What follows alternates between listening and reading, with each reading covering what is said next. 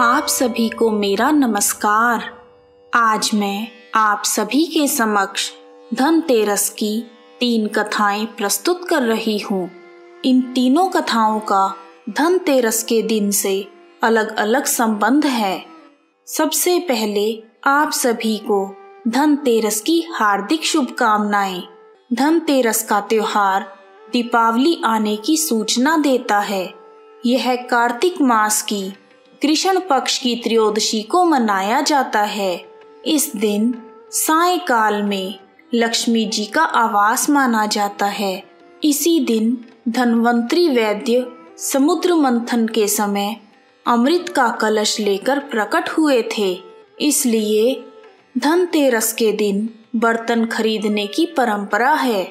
भगवान धन्वंतरी देवताओं के वैद्य हैं।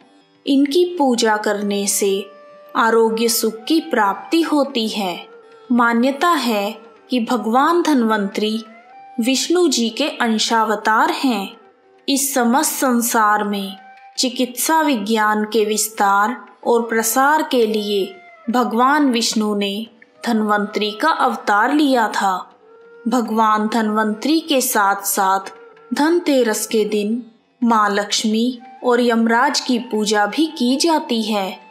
धनतेरस पर कुबेर के बिना लक्ष्मी जी की पूजा अधूरी रहती है।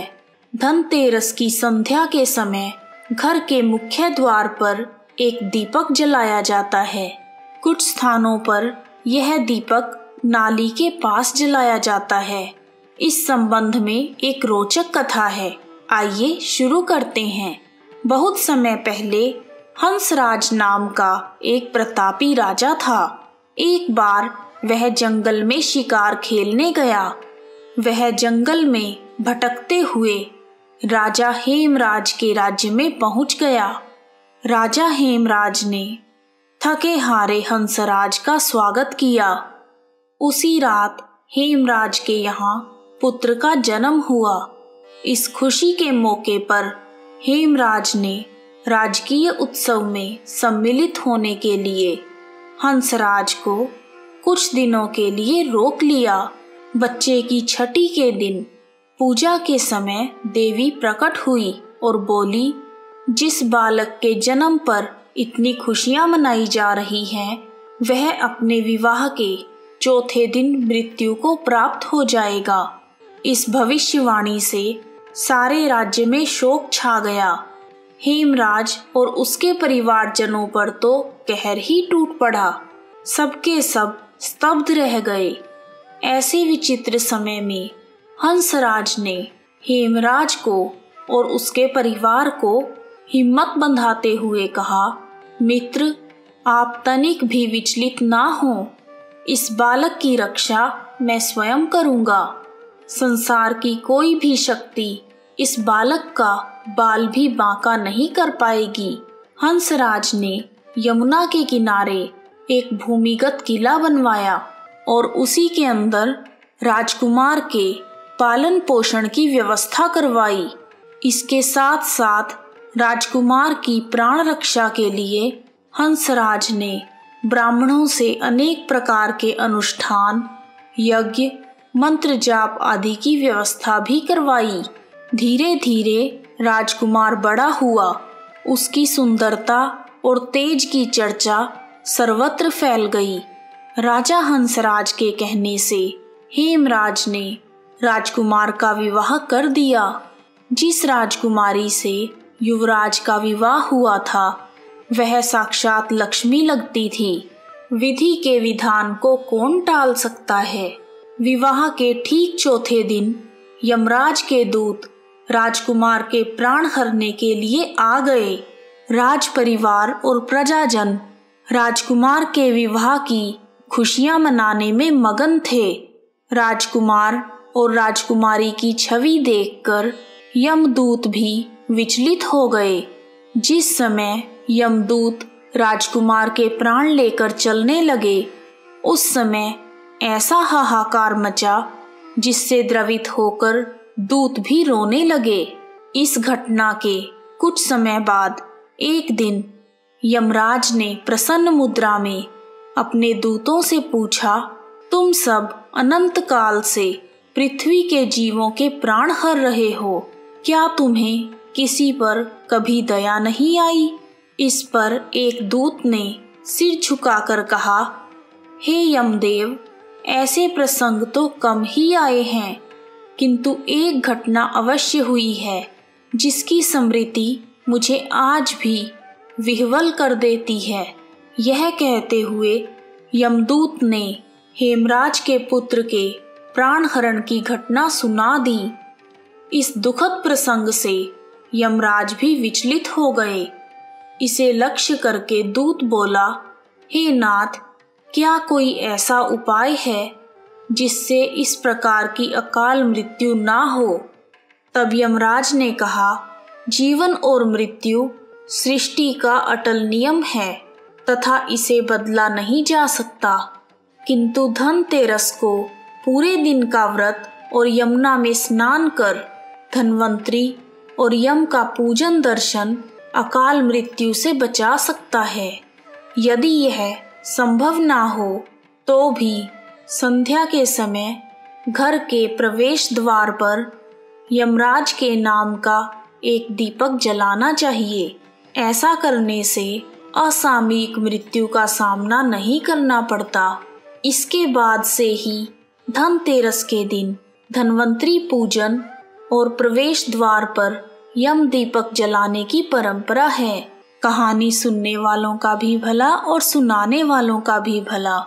धन्वंतरी वैद्य के उत्पन्न होने के 2 दिन बाद माँ लक्ष्मी प्रकट हुई, इसीलिए धनतेरस के दिन देवी लक्ष्मी की पूजा भी की जाती है।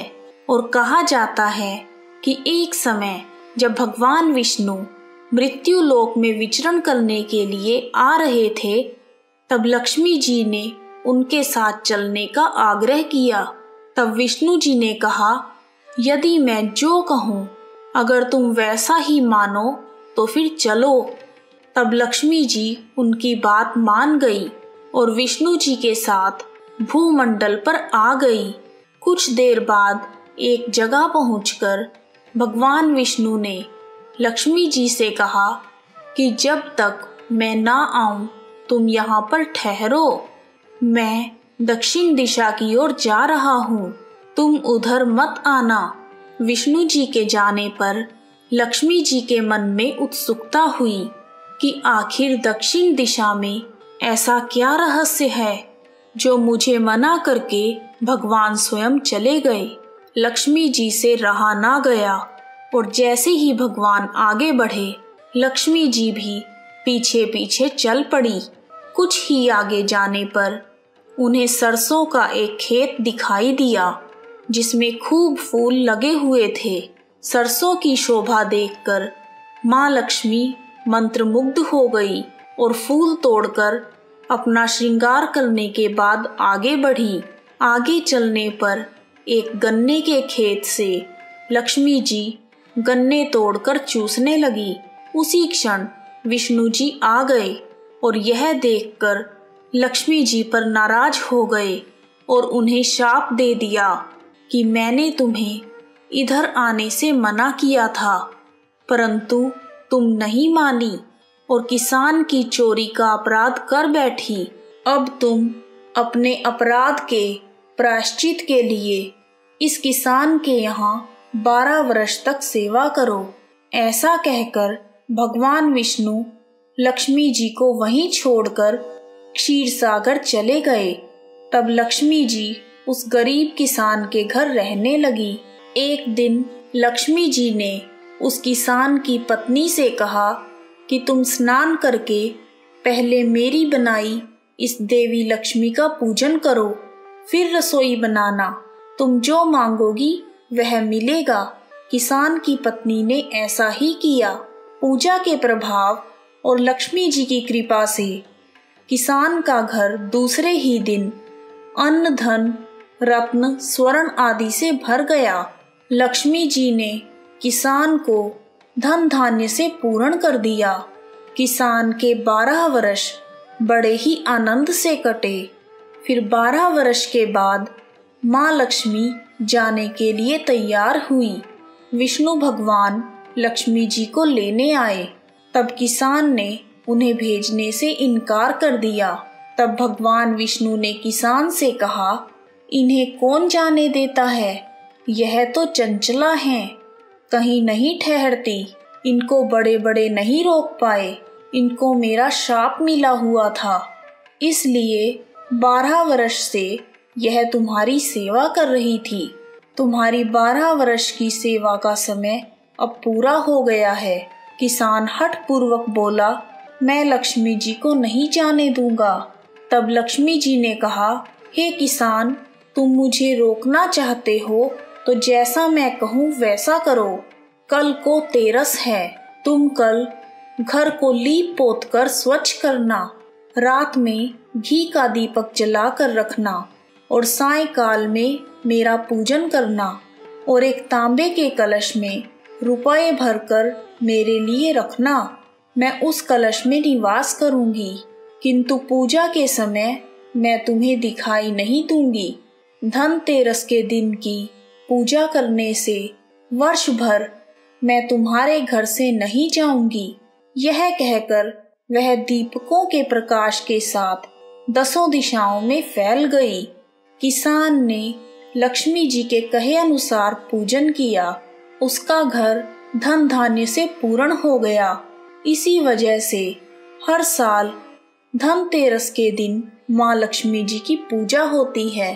धनतेरस की एक और प्रचलित कथा के अनुसार कार्तिक कृष्ण त्रयोदशी के दिन देवताओं के कार्य में बाधा डालने के कारण भगवान विष्णु ने दैत्य गुरु शुक्राचार्य की एक आंख फोड़ दी थी। कथा के अनुसार देवताओं को राजा बलि के भय से मुक्ति दिलाने के लिए भगवान विष्णु ने वामन अवतार लिया और राजा बलि के यज्ञ स्थल पर पहुंच गए। शुक्राचार्य ने वामन रूप में भगवान विष्णु को पहचान लिया और राजा बलि से आग्रह किया कि वामन कुछ भी मांगे उन्हें मत देना। वामन साक्षात विष्णु है, वह देवताओं की सहायता करने के लिए तुमसे सब कुछ छीनने आए हैं। राजा बलि ने दैत्य गुरु शुक्राचार्य की बात नहीं मानी। वामन भगवान द्वारा मांगी गई 3 पग भूमि दान करने के लिए कमंडल से जल लेकर संकल्प करने लगे। राजा बलि को दान करने से रोकने के लिए दैत्य गुरु शुक्राचार्य कमंडल में लघु रूप धारण करके घुस गए। इससे कमंडल से जल निकलने का मार्ग बंद हो गया। वामन भगवान शुक्राचार्य की चाल को समझ गए। भगवान वामन ने अपने हाथ में रखे हुए कुशा को कमंडल में ऐसे रखा कि शुक्राचार्य की एक आंख फूट गई। दैत्य गुरु शुक्राचार्य छटपटाकर कमंडल से बाहर निकल आए। बलि ने संकल्प लेकर 3 पग भूमि दान कर दी। इसके बाद भगवान वामन ने अपने एक पैर से संपूर्ण पृथ्वी तथा दूसरे पग से अंतरिक्ष और तीसरे पैर के लिए जब कोई स्थान नहीं था, तब बलि ने अपना सर वामन भगवान के चरणों में रख दिया। बलिदान में अपना सब कुछ गंवा बैठा। इस तरह बलि के भय से देवताओं को मुक्ति मिल गई और बलि ने जो धन संपत्ति देवताओं से छीन ली थी, उससे कई गुना धन संपत्ति देवताओं को मिल गई। इसलिए धनतेरस को संपत्ति खरीदने के लिए भी शुभ माना जाता है। इस प्रकार धनतेरस की 3 कथाएं पूर्ण हुई। इस वीडियो को अंत तक देखने के लिए आप सभी का हार्दिक धन्यवाद। यदि आपको वीडियो पसंद आया है तो शुभ धनतेरस, जय धन्वंतरी वैद्य लिखना ना भूलें। जय श्री कृष्णा।